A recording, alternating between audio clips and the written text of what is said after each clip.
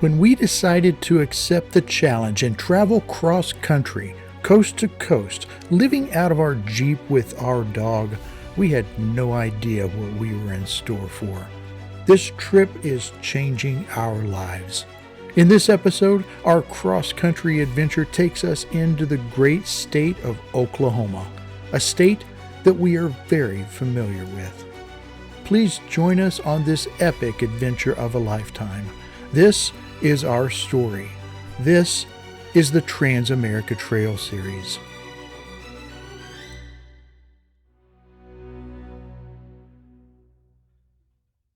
Good morning, guys. Look at this. What a beautiful view to wake up to. So this morning we are waking up. We're on Copan Lake. That's in Copan, Oklahoma. It's just north of Muskogee, and it's just a few miles off of the Transamerica Trail. Most of the tracks that we've been doing so far on the Transamerica Trail have been 40-50 miles in length. Oklahoma track number 1 is over 300 miles.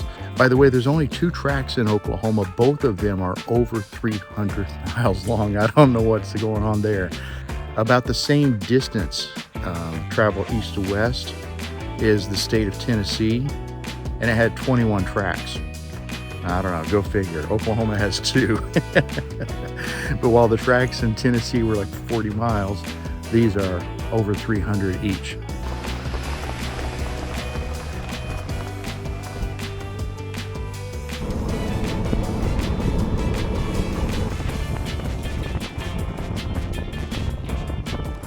So we're running along this section of Oklahoma Track 1, where you're literally on the border with Kansas. So on the right-hand side of the road, it's the state of Kansas. On the left-hand side of the road, it's the state of Oklahoma.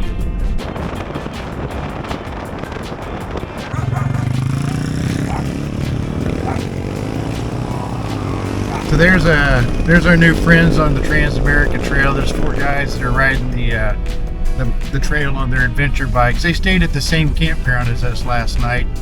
They were just a couple sites over. The campground was great. The campground was empty, so I think us and them were the only ones there. Anyways, long story short, we rolled out about 9 o'clock this morning. They were almost done, almost ready to get rolling, and we said, "Tag, you're it." And we've been moving down the trail. We've been averaging over 20 miles an hour so far today, which is great. And we're 45 miles into it and an hour and 45 minutes into the trail ride today before they caught up with us. But they finally caught up with us. It took an hour and 45 minutes for them to catch us, but they finally did. So now we'll see how long it is before we catch up with them. As they stop and take breaks or whatever, then gives us a chance to catch up with them. Several hundred horses right there. Wow. A lot of them right by the road back there. Huge herd, at least 50 or 60 in that section. And then there was another bigger herd back behind them. Third one over here. That's a lot of horses.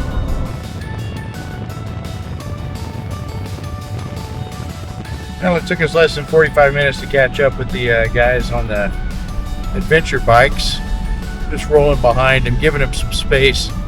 That way we're not just completely in their dust. Obviously we're not going to pass them out here on the open roads. We put up such a huge dust cloud behind us. We don't want to do that to them. Well, as soon as we rolled out of Bartlesville, instead it started heading west, we moved out into the Great Plains, and that's where we've been for the last few hours. The Hill of Prairie. Yeah. Huge, wide open tracks. I mean, seriously, almost to the horizon in some places where it's just wide open, rolling hills. It's not so much farmland like you would see if you were across the border over into Kansas, and it's just rolling hills of corn and stuff. Down in this section, this is all pasture land. So we're seeing massive herds of cattle and horses, and it's really just kind of breathtaking. I mean, it's a beautiful area. if you've not been through here, you've got to see this for yourself. We're rolling through in June, so everything is green and beautiful. I would imagine that if you were to come rolling through here in the winter, it probably wouldn't look nearly as nice, but right now, really incredible. It would look nice if it's covered in snow. Yeah, it would look really cool if it was covered in snow.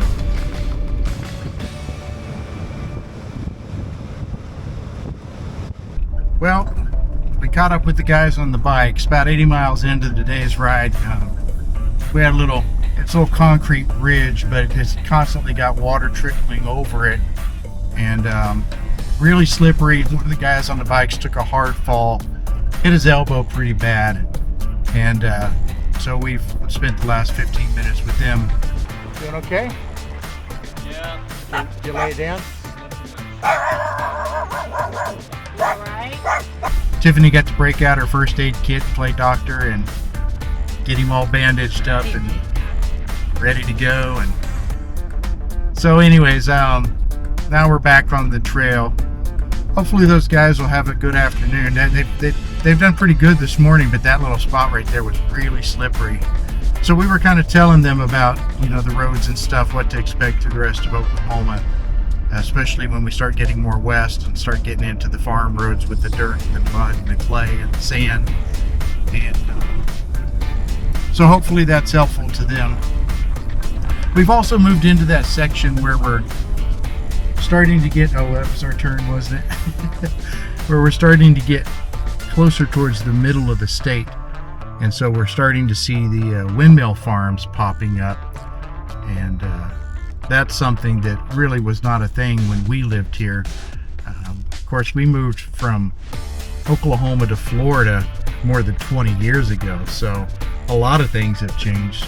A lot of things are still the same, but things like windmill farms, those were not a thing when we moved to Florida in 2001. So it's kind of interesting to see them out here. But we've never been this far north in Oklahoma other than to travel through on the highway to go to Colorado. Yeah, usually when we travel through, we do come through on the main roads. So the back roads bring you out into this more into the farmlands and the pasture lands and the ranches, and yeah, you see some of these things that you wouldn't have seen if you'd stayed on the highway, like these windmill farms. It's amazing to me how big these things are. They're huge.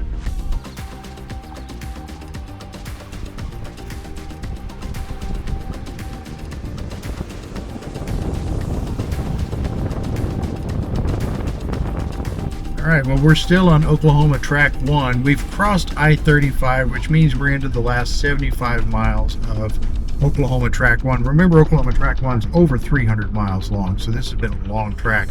And it's gone through all kinds of different changes in the scenery and terrain and everything. It's been beautiful in a lot of regards. Now that we're over beginning to move kind of that central line into more of the western part of the state, we've moved into our first true dirt roads, and they are red Oklahoma clay. Now, we'd mentioned that red Oklahoma clay before.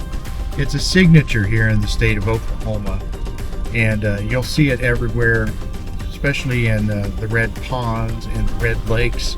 They're not all that way. There's a lot of ponds and lakes that are clear, but a lot of them are red clay based, and so that easily mixes into the water, and you have these red ponds and red lakes and red rivers, and these red roads that you'll see throughout the farmlands of Oklahoma. Now, these red roads are also part of the problem that some of the folks that are traveling on the Transamerica Trail have. You may have seen in other videos, if you've watched these, about Transamerica Trail riders, specifically on the adventure bikes. As they get into these sections, if these are not dry, they can be trickery, they can be dangerous for adventure bikes. Very slippery when they're wet, and especially more as you move west, you begin to have some of the sand that blows in and settles on top of it, and that just adds a whole other level is, you've got kind of layers that are going. And anyways, long story short, you end up with slippery, sticky, very muddy conditions. In some areas, if there's been heavy rains, these roads could be, for some, they could be impassable. Now, we're in a Jeep, and a lifted Jeep at that, 37-inch wheels, or 37-inch tires. We're not expecting to come up to any roads that we're going to consider to be impassable for us unless there've been heavy torrential rains. And if that's the case, then it doesn't matter what you're in. You're not going to want to be trying to get down these roads. We're hopeful, though, that we're going to be able to get through the red mud road section without any type of rain. We've got some cloud cover that's moved in this afternoon, but we're still dry, and hopefully it stays that way. We need it to be dry the rest of today and all day tomorrow to get us through those sections.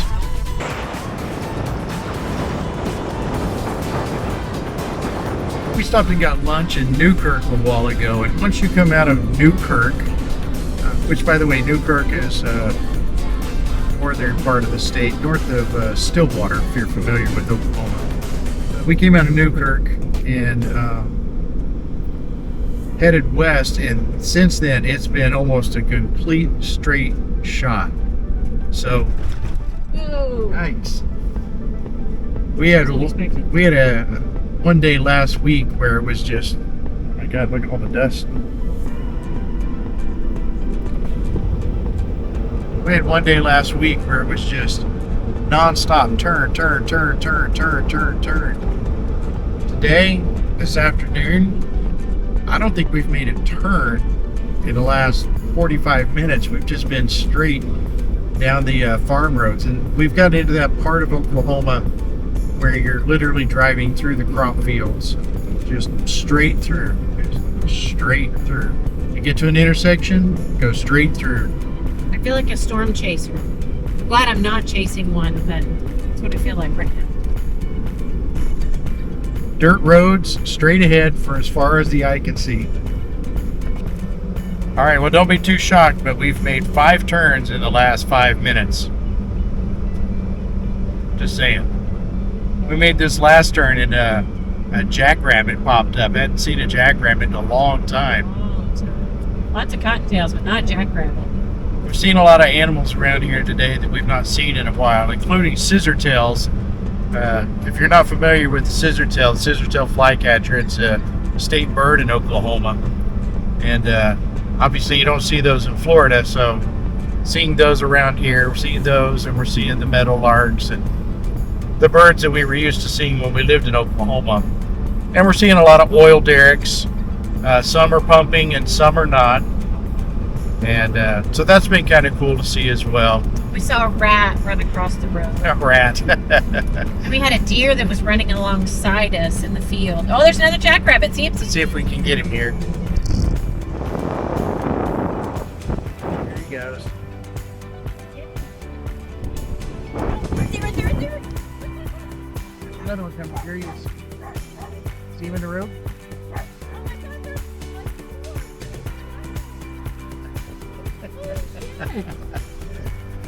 So we found a herd of jackrabbits.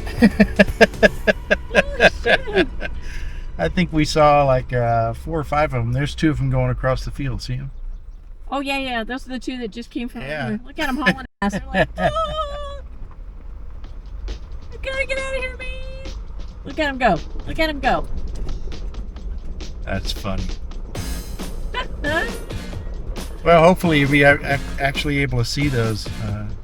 We could see them.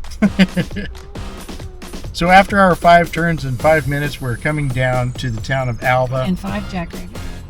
That puts us close to where we're probably going to split off and go to camp tonight. Alva, Oklahoma. That puts us about 200 miles for the day. Not sure exactly where we're going to split off just yet. But we're moving into that area where the split off is imminent. Now we're going to stay at a place called Alabaster Caverns. That's one of those places, again, if you grew up in Oklahoma, you know about it. Alabaster Caverns is kind of a local landmark, but it's one of those caverns that's I forget what is it, gypsum they're made out of? I believe they're gypsum caverns. They're made out of alabaster, and it's not the common cave material that you would normally find. So for this type of cavern, this is one of the largest ones in the United States. Not nearly as big as some of the others, like if you were to go to Carlsberg Caverns or something like that. Did I say Carlsberg? Carlsbad Caverns. But for this type of gypsum type of caverns, this is a good size one. So we passed through the town of Alva. We're 210 miles into the day. And we also just beat like it's a board game or something, right?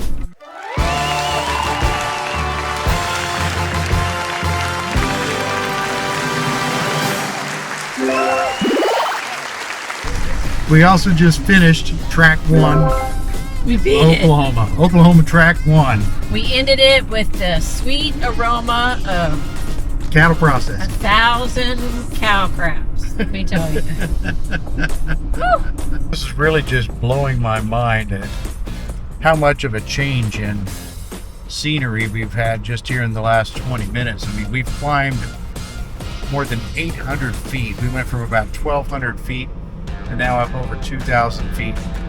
We've gone from a rich farm soil to more of a sandy, rocky desert soil.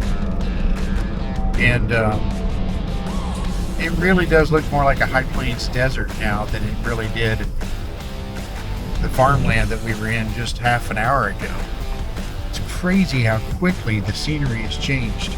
And we went from relatively level ground to this continually undulating terrain here that's just fraught with endless ravines and crags. And even the brush is now different. It's mostly, where it was mostly farm and plants, now it's mostly brush and weeds. Still though, a lot of cattle. But the cattle is different. When we were down just half an hour ago, all the cattle were enclosed in fences, behind fences. Now we've moved into those areas where you cross the cattle guard and you're driving through the pasture with the cattle. There's nothing that separates you from the cattle. So you've got to be careful because there's literally nothing to keep them from just wandering out onto the road. And now we're coming up into a deal here where there's literally like 200 or 300 cows on the road. And I have to be careful meandering through this.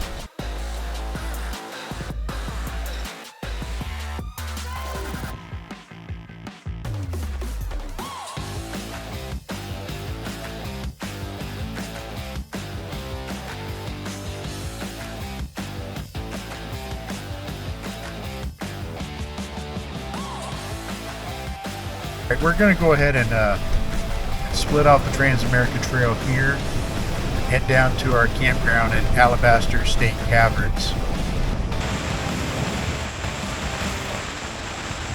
Oh, there he is. We're in Oklahoma, I think. These scorpions are rattlesnakes. Well, scorpions we're used to. We used to live in Phoenix. Oh yeah, brown one. They can't jump. Yes, they can. Oh my gosh, there were some people. We were in Zion, and there was a big one. He was black. He was Big and way furry. bigger than that one. Yeah. That's a baby one there. The guy like with his... They don't need them coming out of the trees. Well, good morning. Hey, we're at Alabaster State Caverns in northwest Oklahoma, far northwest Oklahoma, right before you go into the Panhandle. Alabaster State Caverns is one of those names that you hear about all the time when you live in Oklahoma. All right, I got you. Got hair in my mouth. But for whatever reason, we never actually took the tour when we lived here. Don't know how that happened. Now, it is 2.5 hours or so out of Oklahoma City. It's up here a ways. Still, we should have taken that tour when we were here. So there's a tour that starts in about 30 minutes. We're hoping to get in on that one. If we can't catch that one, then we may have to do this next time, but hopefully we can get in. And I need to get you a blanket, don't I? All right, guys, so we've moved over into the panhandle of Oklahoma. This is that high plains desert section where Oklahoma red clay and red soil is beginning to transition over into the sandy stuff that we're going to see out further west. So all of the vegetation is shifting. We're now moving into more scrub, and we still see folks farming. There's been a good chunk of farming. A lot of it, though, is still grazing for cattle, and a lot of oil production that's still going on out here, and natural gas production. But it's getting exciting because the further west we go, the more this changes and transitions. We know what's coming, and all of the type of stuff that we're going to see when we get to Utah, like arches and stuff like that. It's coming, guys. We're getting close. We left the trail and headed south to catch I-40 so we could backtrack to Oklahoma City. The plan was to spend a few days with family and friends and then get back on track. This campground at Meredith Lake was spectacular, an unexpected gem.